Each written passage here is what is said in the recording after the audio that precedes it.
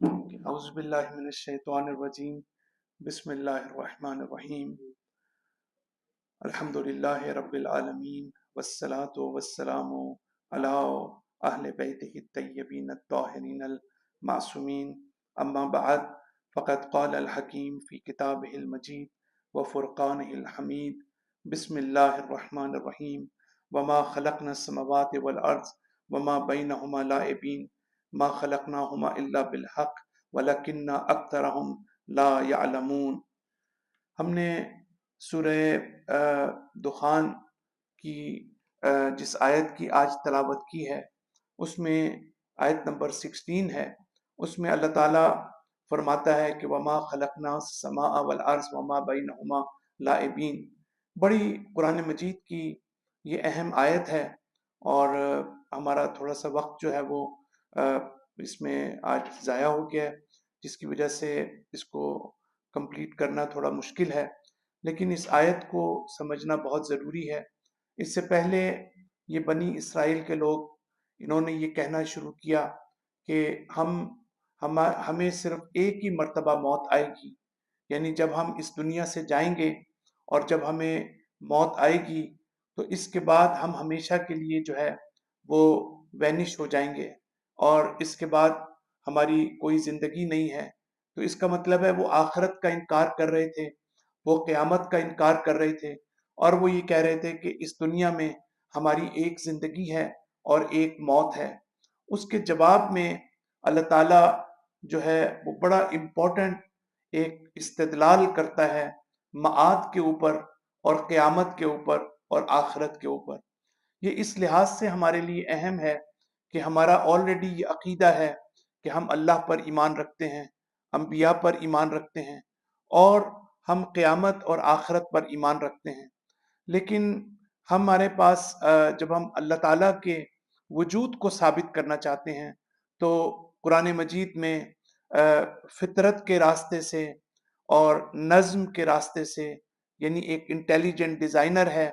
کہ جو اس کائنات کو جو ہے اس نے اس کائنات میں ایک نظم و ضبط رکھا ہوا ہے، اور دوسرے بھی دلائل موجود ہیں کہ جو اللہ تعالیٰ کی ایگزسٹنس کے اوپر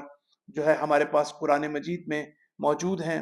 لیکن اسی طرح سے ہمیں یہ بھی غور کرنا چاہیے کہ قرآن جو ہے وہ آخرت کو ثابت کرنے کے لیے بھی کچھ دلائل ہمیں دیتا ہے۔ یہ جو دلائل ہیں اور یہ جو استدلال ہے کہ جس کے ذریعے سے ہم آخرت کو ثابت کرتے ہیں، یعنی کیا ضرورت ہے کہ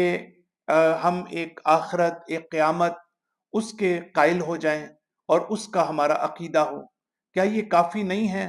کہ ہم اس دنیا میں آئیں اور جس طرح سے ہم زندگی گزارتے ہیں اور اس کے بعد جو ہے ہم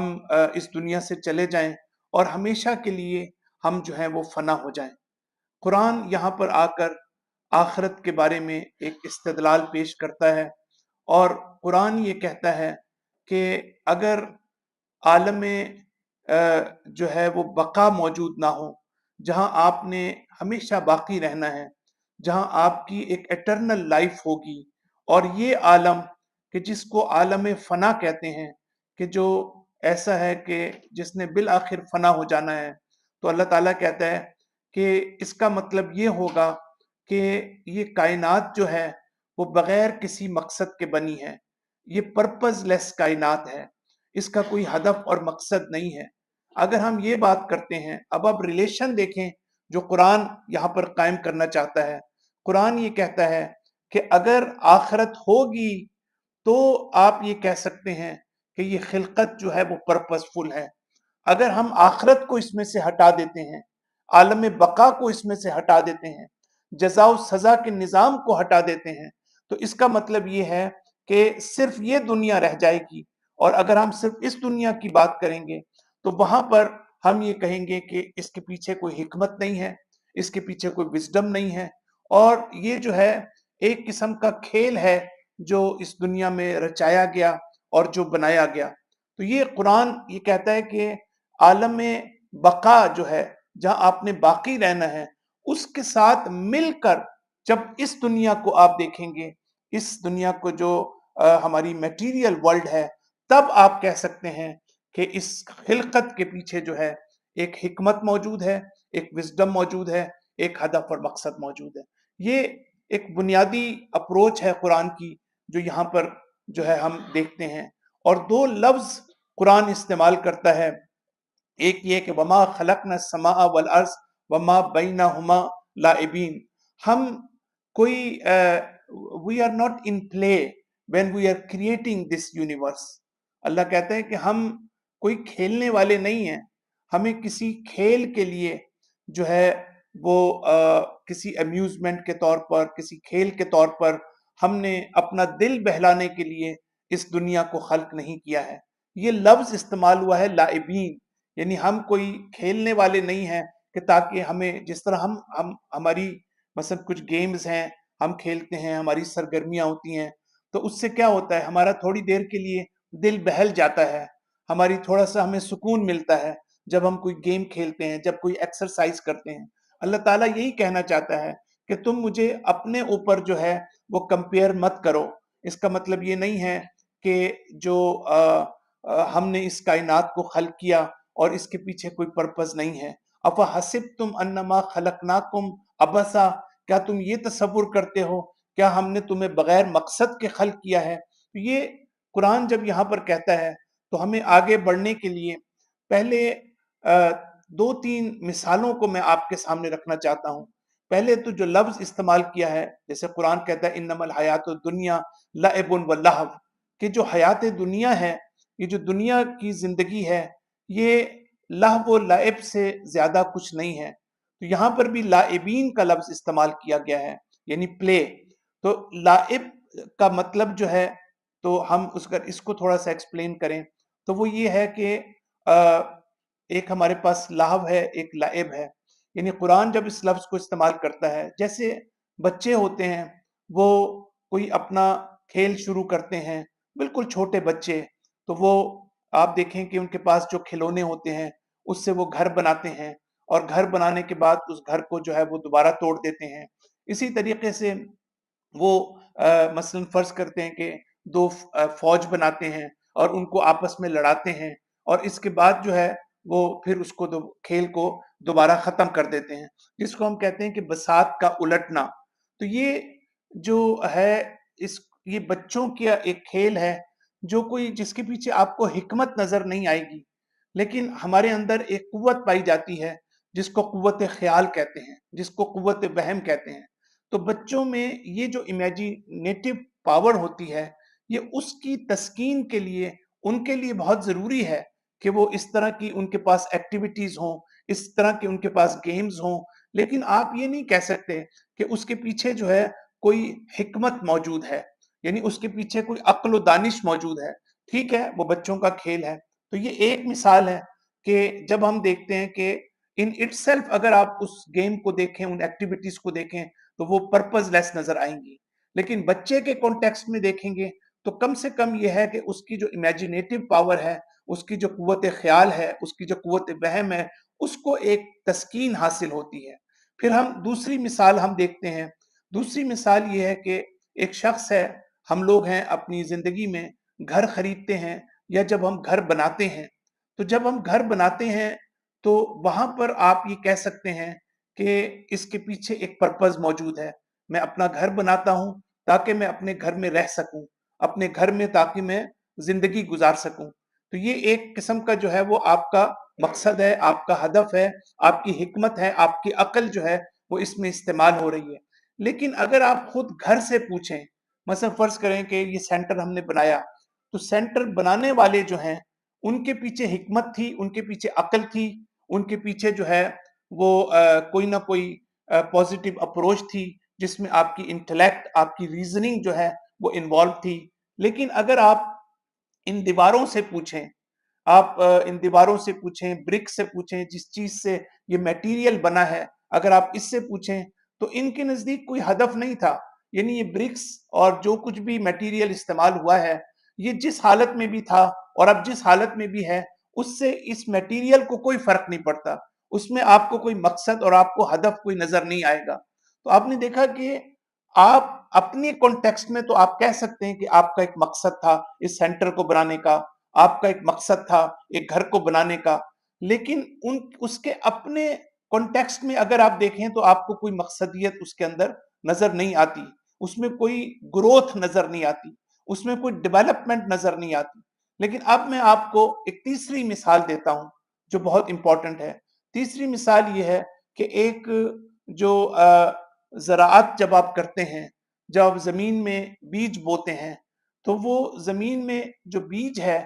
وہ آپ ایک اس کو جب آپ گرو کرتے ہیں اور پھر وہ پورے مراحل سے گزرتا ہے، پورے پروسیس سے گزرتا ہے، پھر وہ پلانٹ کی صورت اختیار کرتا ہے، اس کے بعد اس میں فروٹس آنا شروع ہو جاتے ہیں۔ یہاں پر آپ یہ کہیں گے کہ وہ شخص جو گارڈنر ہے، وہ شخص جو فارمر ہے،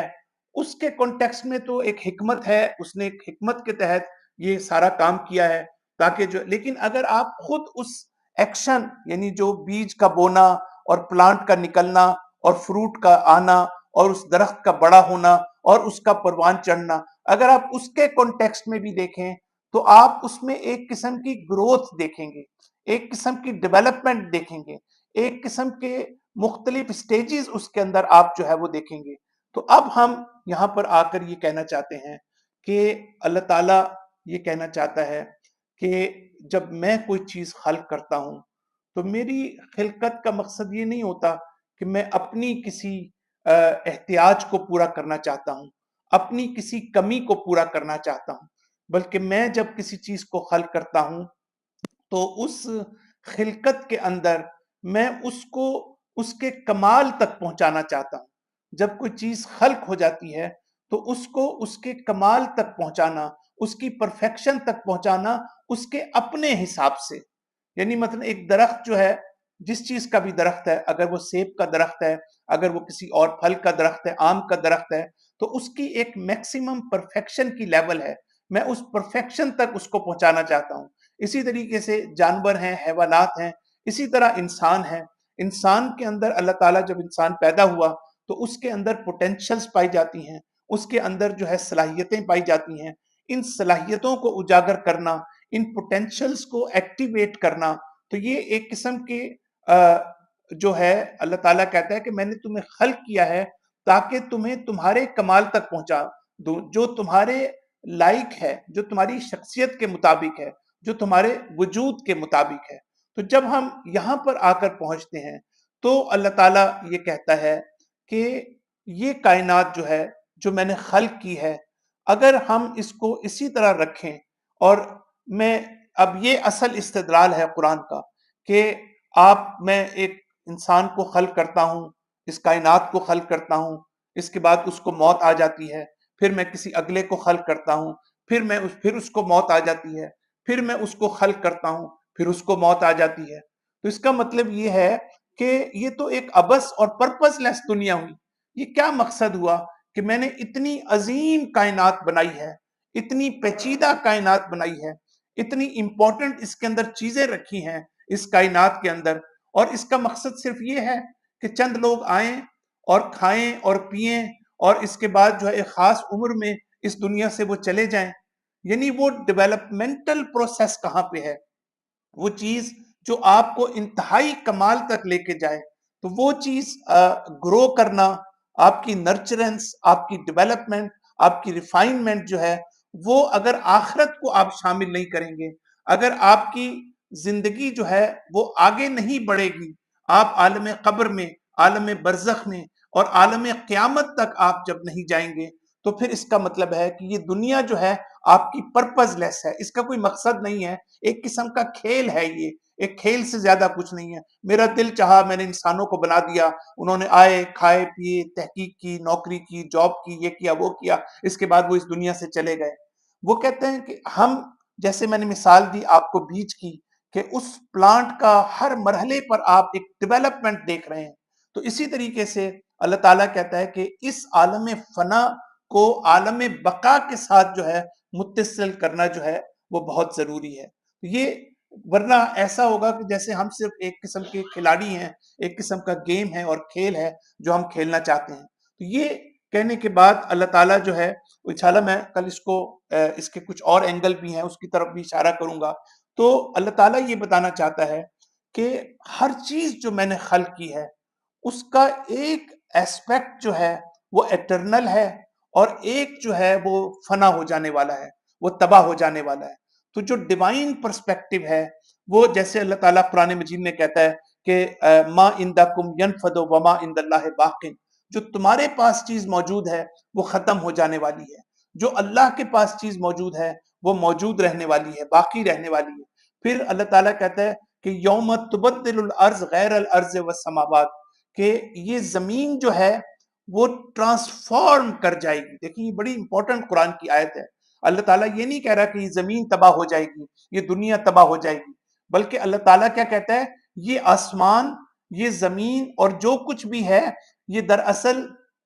جو ہے یہ ٹرانسفارم کر جائے گی، زمین غیر زمین میں تبدیل ہو جائے گی، یعنی ایک طرح کی تبدیلی ہوگی لیکن جو حقیقت ہے وہ سیم ہوگی۔ یہی وجہ ہے کہ یہ در و دیوار قیامت کے دن جو ہے وہ جب شہادت دیں گے تو اسی لیے دیں گے کہ وہ اس دنیا میں ان کے اندر شعور تھا، ان کے اندر ارادہ تھا، وہ ہمیں دیکھتے تھے۔ اب جب آخرت کا وقت آتا ہے، جب یہ دنیا ختم ہوتی ہے تو یہ دنیا ٹرانسفارم کر کے یہ اس حالت میں آ جائے گی کہ جو اس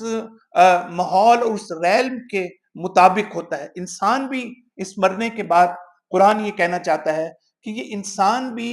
جو ہے وہ ٹرانسفارم ہو جائے گا، اس کا مادی جسم جو ہے وہ یہاں پر تباہ و برباد ہو جائے گا، وہ ایسپیکٹ جو ختم ہو جانے والا ہے، لیکن جو چیز آگے بڑھنے والی ہے، جو ٹرانسفارم ہونے والی ہے، وہ اس کی روح ہے اور اس کا وہ جسم ہے جو اس کے اعمال کے ذریعے سے وہ جسم اپنا جو ہے وہ خلق کرے گا۔ یہ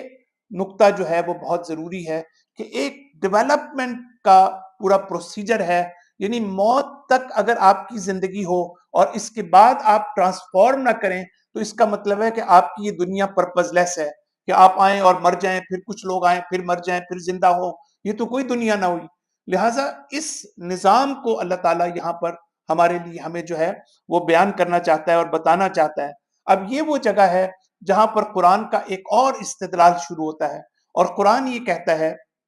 کہ اب اس دنیا میں اتنی کیپیسٹی نہیں ہے آپ کے پاس، آپ اچھا کام کرتے ہیں، آپ اچھا کام کرتے ہیں، آپ کو کون جزا دے سکتا ہے، آپ کو کون اپریشیٹ کر سکتا ہے،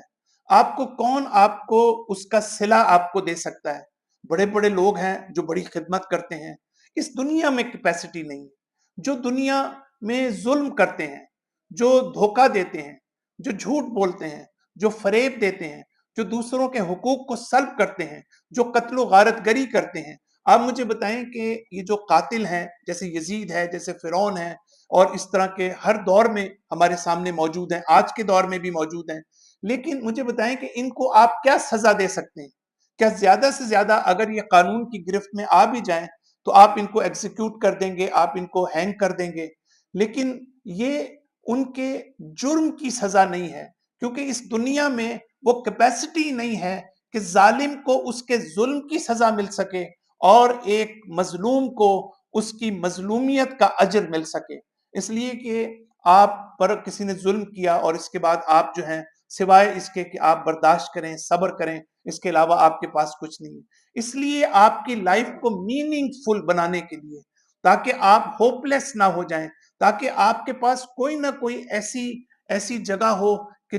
جس کو آپ انحصار کر سکیں، جس سے آپ اپنے آپ کو کمفرٹ پرووائڈ کر سکیں، اپنے آپ کو سکون پرووائڈ کر سکیں۔ فرض کریں مجھ پر ظلم ہوتا ہے، میرا حق مجھ سے لے لیا جاتا ہے، تو اب مجھے بتائیں کہ اگر میرا آخرت پر ایمان نہ ہو، میرا قیامت پر ایمان نہ ہو، میرا جزا و سزا پر ایمان نہ ہو، تو میرا اس دنیا میں کتنا ڈسٹریسفل ہو جاؤں گا، کتنا اسٹریس میں آ جاؤں گا، کتنی میرے لیے میں سفر کروں گا اس دنیا میں۔ اس لیے کہ آخری جو حد تھی وہاں میں دیکھتا ہوں مجھے انصاف نہیں مل رہا، مجھے جسٹس کہیں نظر نہیں آ رہی، لیکن اگر میں مومن ہوں، اگر میں مسلمان ہوں، آخرت پر میرا ایمان ہے، تو مجھے معلوم ہے کہ اگر اس دنیا میں مجھے انصاف نہیں مل رہا تو ایک دنیا ایسی آئے گی جب اللہ کی بڑی عدالت لگے گی، جہاں پر جو ہے وہ آپ کو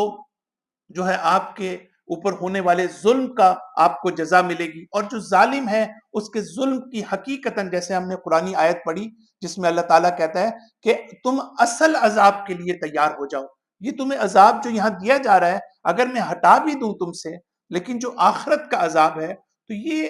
اس کے بغیر یہ دنیا مکمل نہیں ہو سکتی. کیوں؟ اس لیے کہ آپ کی فطرت آپ کو پکار پکار کر یہ کہتی ہے کہ یہ نہیں ہو سکتا کہ مجھے اس دنیا میں پیدا کیا گیا ہو اور مجھ پر ظلم ہو رہا ہو اور میں جو ہوں ہیلپ لیس ہوں، میں ولنریبل ہوں، لیکن کوئی ایسا عالم نہ ہو جہاں مجھے انصاف ملے، جہاں جسٹس اور عدالت لگے. اسی طریقے سے ہم اور دیکھتے ہیں، اور آج بھی لوگ بہت کوسچن کرتے ہیں کہ یہ جو زلزلے آتے ہیں، یہ جو لوگوں پر ظلم و ستم ہوتا ہے، یہ جو قتل و غارت گری ہوتی ہے، اللہ تعالیٰ نے ایسا نظام کیوں بنایا ہے؟ آپ مجھے بتائیں اس کا آپ کیا جواب دے سکتے ہیں اگر آخرت موجود نہ ہو، اگر قیامت موجود نہ ہو؟ تو یہ بڑا امپورٹنٹ ایسپیکٹ ہے کہ ہم اس کو سمجھیں. پھر قرآن جو ہے اسی میں آگے چل کر یہ کہتا ہے کہ ما خلقناہم الا بالحق. ابھی بڑی عجیب آیت ہے. ہم نے اس کائنات کو حق کے ساتھ خلق کیا ہے، وَلَكِنَّ أَكْثَرَهُمْ لَا يَعْلَمُونَ. اکثر لوگوں کو پتہ ہی نہیں ہے یہ بات کہ ہم نے اس کو کیسے خلق کیا ہے. یعنی آپ فرض کرتے ہیں کہ آپ ایک مکان بناتے ہیں، تو آپ سے میں پوچھوں گا کہ آپ مکان کس چیز کا بنا ہے، تو آپ کہیں گے کہ اس میں ریت ہے، اس میں سیمنٹ ہے، اس میں جو ہے یہ میٹیریل لگا ہے. تو آپ اس سینٹر کو دیکھ رہے ہیں، اس میں ایک میٹیریل ہے جس کے ساتھ یہ بنا ہے. لیکن اللہ تعالیٰ اس سائنٹیفک اور میٹیریل جو میٹر ہے اس کی طرف اللہ تعالیٰ اشارہ نہیں کر رہا. اللہ تعالیٰ کہہ رہا ہے میں نے اس کائنات کو خلق کیا ہے، لیکن اس کا جو میٹیریل ہے، جس چیز سے میں نے اس کائنات کو خلق کیا ہے، وہ دراصل جو ہے وہ حق ہے. حق کی بنیاد پر میں نے اس کا میٹیریل جو ہے وہ حق ہے. اب اس سے کیا مراد ہے انشاءاللہ ہم کل کے اس میں گفتگو کریں گے. آپ سب کی اللہ تعالیٰ توفیقات میں اضافہ فرمائے. وصلی اللہ علی محمد وعلی آلہ الطیبین الطاہرین المعصومین.